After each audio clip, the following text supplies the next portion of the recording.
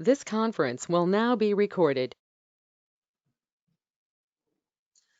See, in the last class, we talked about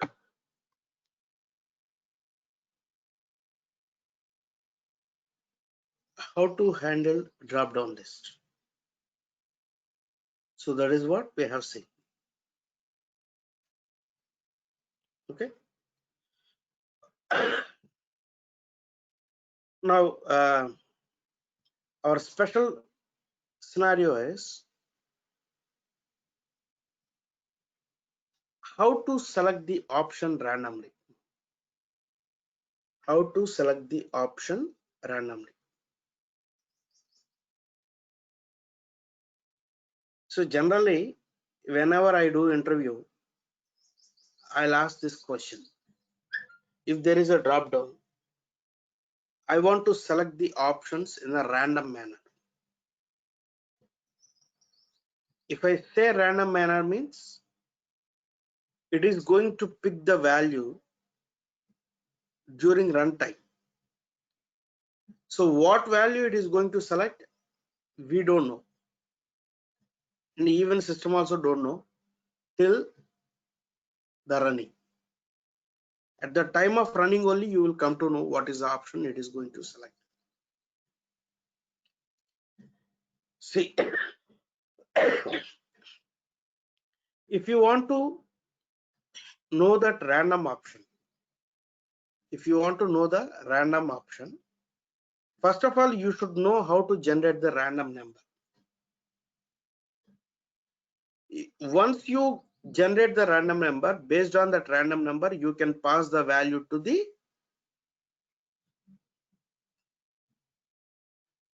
select class. Okay, so what I'll do is, let me create a new class called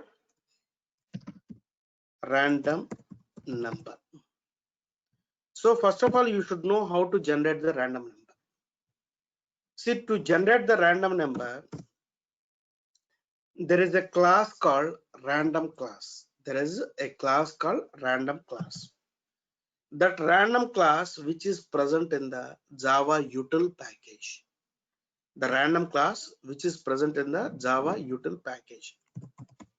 Random class. So create object for random class. So random r is equal to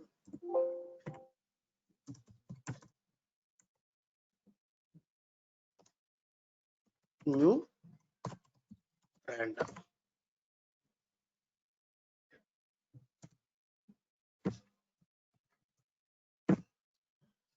See, the random class which is present in the Java util package. See, using this random class, we can work with all types of data types. Okay, you can work with integers, you can work with the floats, you can work with the doubles, strings, characters, everything. So according to our requirement, in the drop down list, let's say there are 13 options are there. So 13 is the integer number. So here we are going to work with how to generate the random number with integer type. So in the R, in the random class, there is a method called next int. In the random class, there is a method called next int. Let's say if I give 100, it is going to generate the number in between 0 to 99. It is going to generate the number in between 0 to 99. Next int 100. See, next int what it returns? It returns integer. It returns integer. Let's say one number.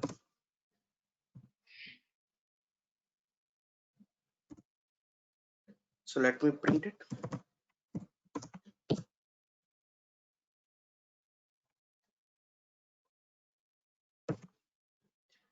So there is a class called random class. There is a class called random class, and inside it there is a method called next int. Inside it there is a method called next int of 100. So here I'm giving the maximum value. That means in if I give 0 to if I give 100 means it is going to generate the number in between 0 to 99. If I give like 50, it is going to generate the number in between 0 to 40. I'm just giving an example. So let us run the program. Now see what value it is generating: 16, 19, 32, 33, 93, 86, 14. So what value it is going to generate, we cannot expect it. So at the time of running only, we will come to know what is the value it is generating. So once you get this number, you need to use this number in our select method. So based on that, the corresponding option it is going to generate. So to generate a random number, there is a class called random class, which is present in the Java util package.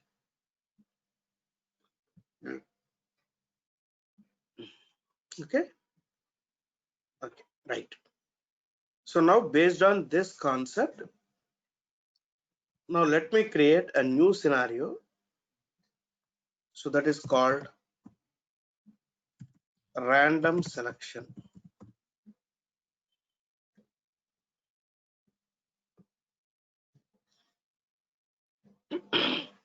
That is called random selection.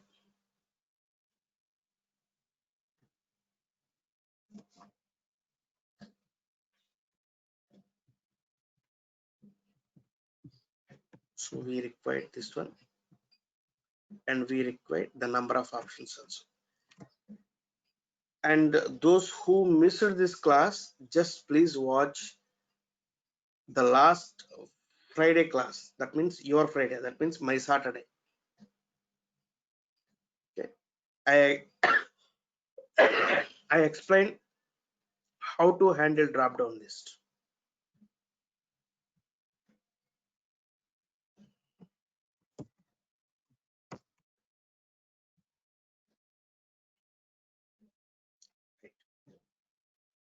Now see, under Facebook application, we are working with month drop down, and since it is a select, so we are creating an object for the select class, and here the number of options. So here the number of options is 30. In that drop down, there are 13 options are there. Okay. Now here, so first what we will do, first we need to generate the random number. Random r is equal to new random. The random class which is present in the Java util package. R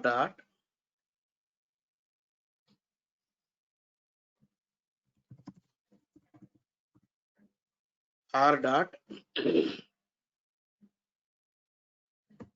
next int, because we are working with int, right? So next int. So here bound. What is the boundary value? The number of options.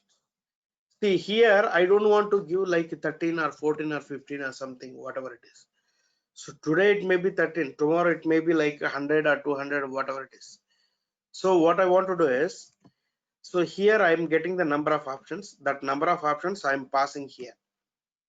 I don't want to hard code the values. So next int, it returns integer.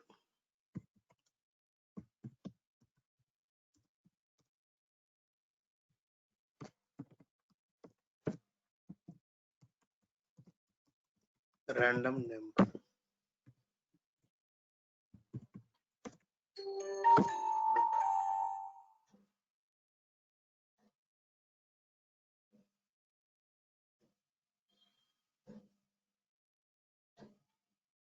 Okay. So once you get the number, then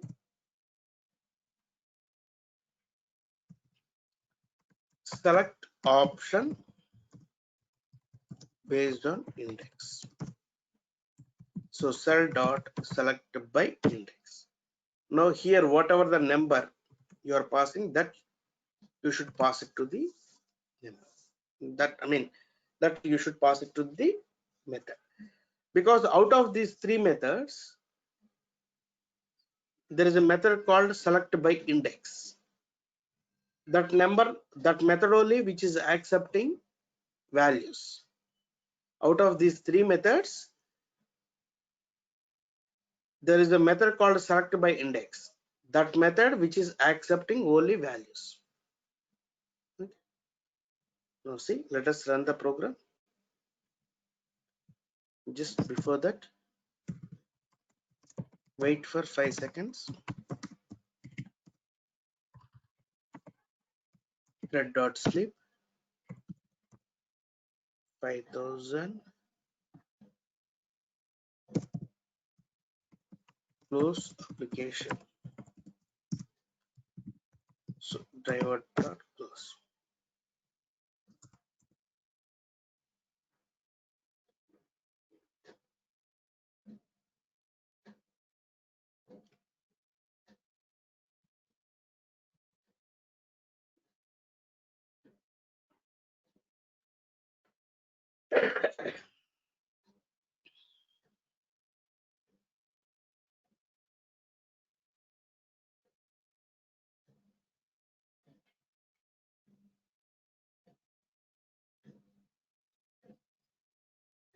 Now see, it selected June.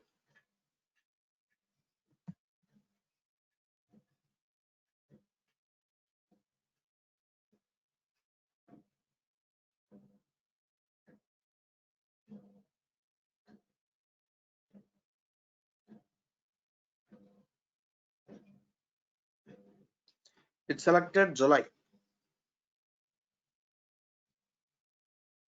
So the number totally it is 13. So it is going to generate the number in between 0 to 12. So this time it is selecting 7. The corresponding 7 value is July.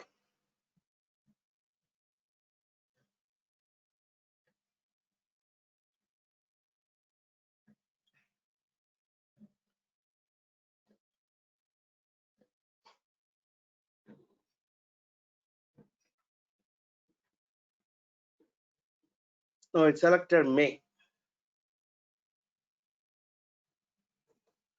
The random number is 5.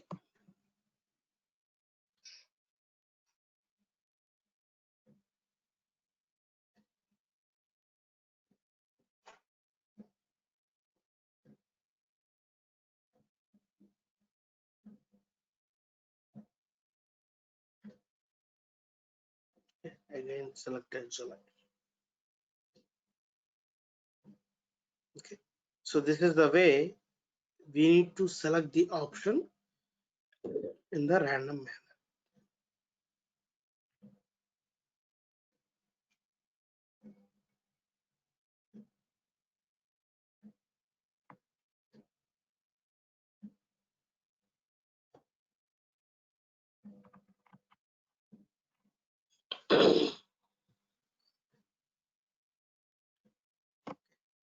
So, so this is about random selection. Okay. So those who did not attend the class last Saturday, so please watch the recorded session. Okay. So how you can select the options in the drop down. The next scenario is how to capture the screenshot of the page.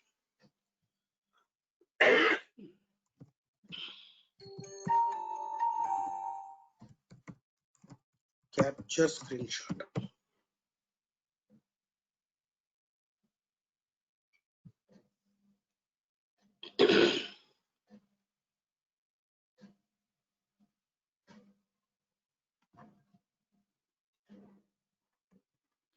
How to capture the screenshot.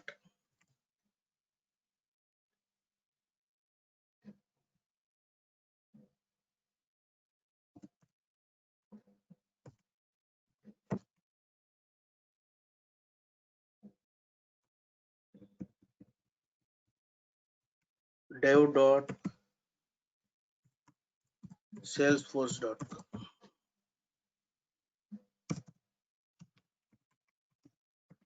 Wait for 5 seconds. Thread.sleep.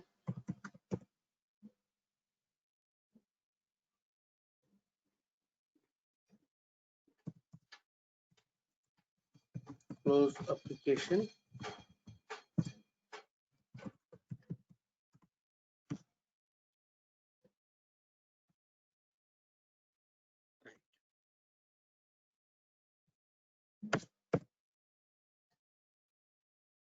So now, how to capture the screenshot. To capture the screenshot, there is a method called get screenshot as method. There is a method called get screenshot as. So capturing screenshot. So right, driver dot get screenshot as.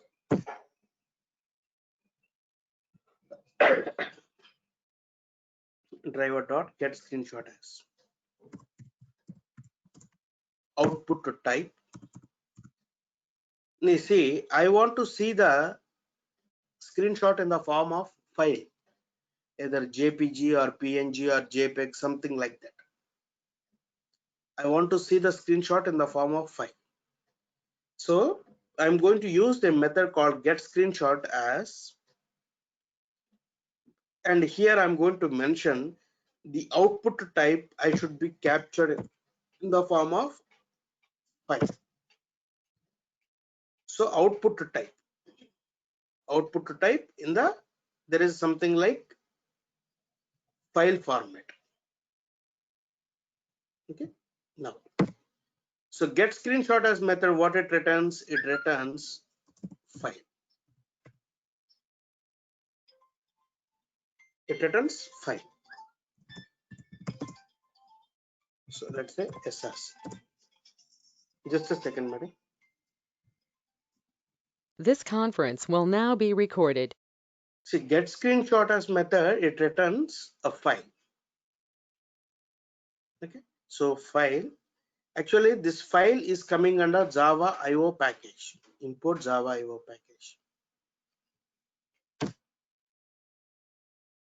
Now you capture the screenshot, okay. But after that, you have to see the file in some location. So whatever you capture the screenshot, you need to place in some location. So for that,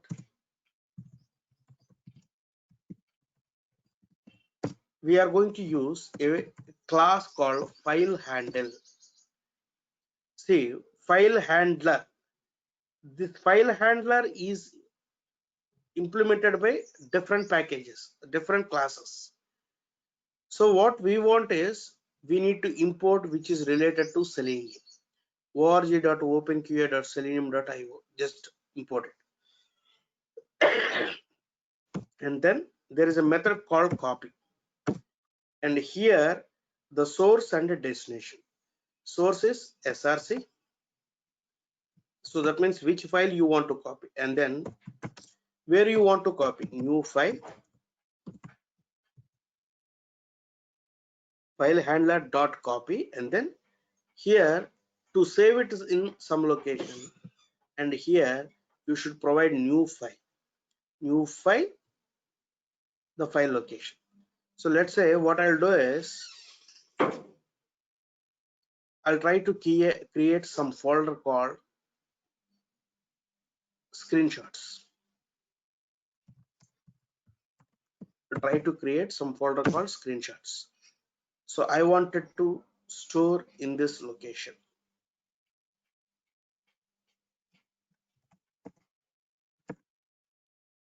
I wanted to store in this location. And then here, let's say I'm storing a file name called salesforce.png.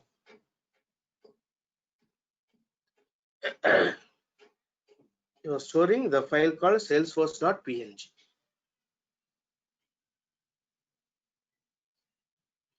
Okay, the first one is it captures the screenshot, and the second one is it is saving the screenshot. So to save the file, there is a class called file handler. Under that, there is a method called copy. And then it is asking one is which file and then which location. To specify the location, again, you need to use new file object.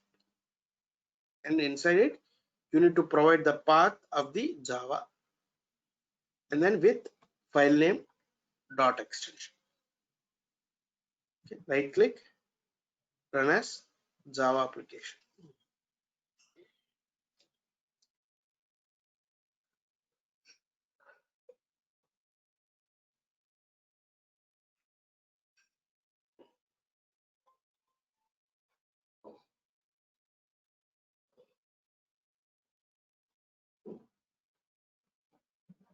What is this?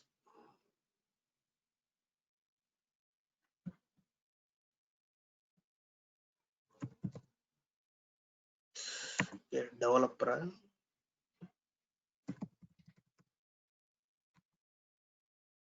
Right click, run as Java application.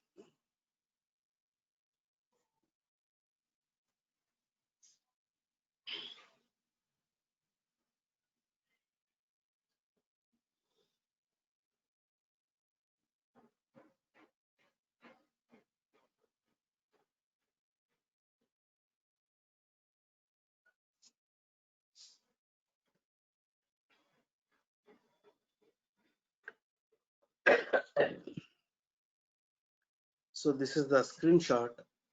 So in this folder, you will see with salesforce.png. So what you can do is right click, refresh it.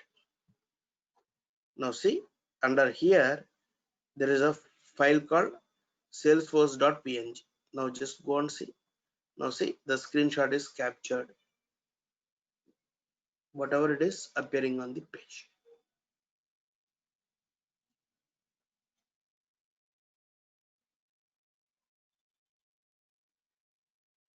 Okay.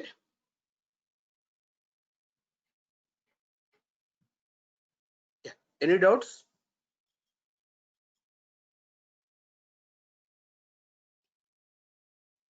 No doubts.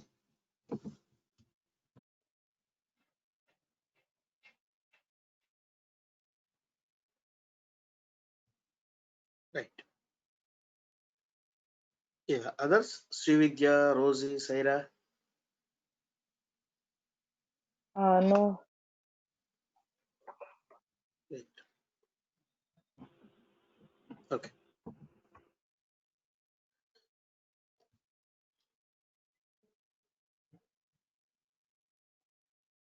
So this is about capturing the screenshot. Right.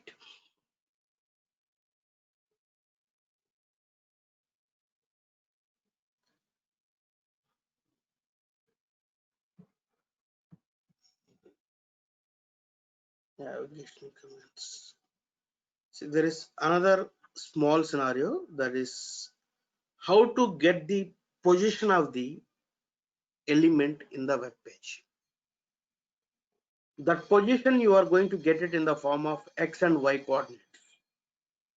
On the page, on the web browser, on the web page, on which position the element is located. Nobody is going to ask in the interview point of view, but conceptually they provided a concept called get position. So how will you get the position of an element? How will you get the position of the element? Okay, so I already have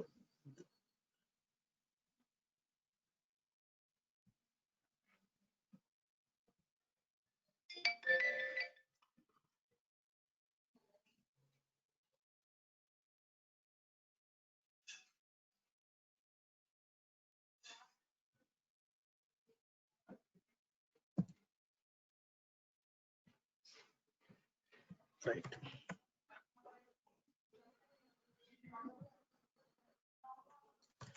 How will you get the position of the element?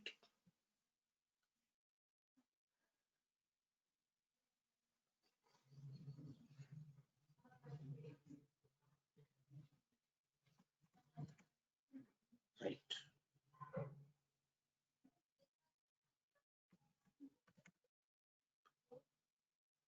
Right. So let's say I'm using Facebook application. In the Facebook application, I'm trying to find out the username.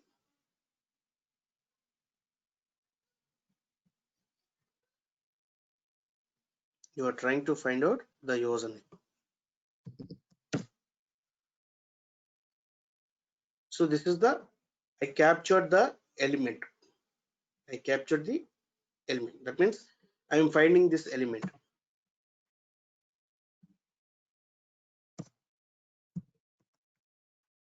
Username. Now see, once I get the element, in which position it is present. That means in this page, in what is the position of this username, and that means the total page is made up of with pixels. In this screen, this username and password where it is present. So to tell the location, we are going to capture in the form of x and y coordinates. Now see, this is the element. So the position, what it is representing is, it is giving the location of the element with the top leftmost corner of the location, x and y. Now see, here it is going to point out this location, the top leftmost corner of the position, so which is giving x and y coordinates. The top left and rightmost corners, sorry, so here the top leftmost corner, wherever it is started, that position it is giving you. So to get that, so first you need to find out this username, that means the element. Username dot get location, there is method called get location. So it is getting the location of the element. That get location, it contains two, one is x and y. So get location, what it returns programmatically point which contains x and y coordinates. To get the x coordinate, point dot get x, there is a method called get x. Now point is pointing by with the reference called p dot get x, and then for the y coordinate, p dot get y. So with this you can capture both x and y coordinates. With this they both captured x and y coordinates.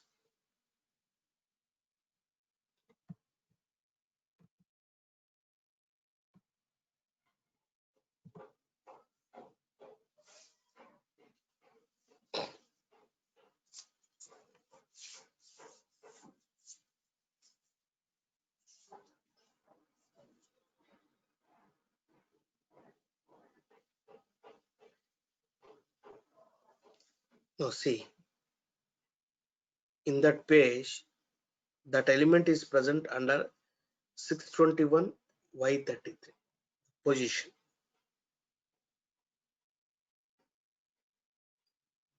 But in my experience, I never get chance to use this location, get location method, but conceptually they provided this method. If you want to get the location of a particular element, where it is present, so there is a method called get location. That get location, it returns point, and the point which contains x and y coordinates. So to get those x and y coordinates, get x and get y. Okay. So using that, you can capture the location of the element.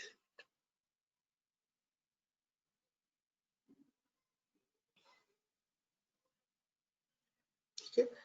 So similarly, whatever the element you are trying to find out, if you want to get it, so the same concept you need to apply. Yeah. Any doubts?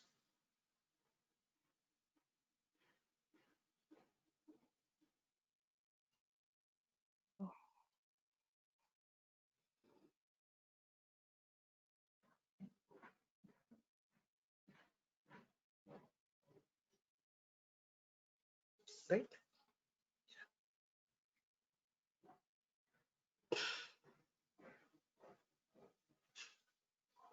Okay. Yeah.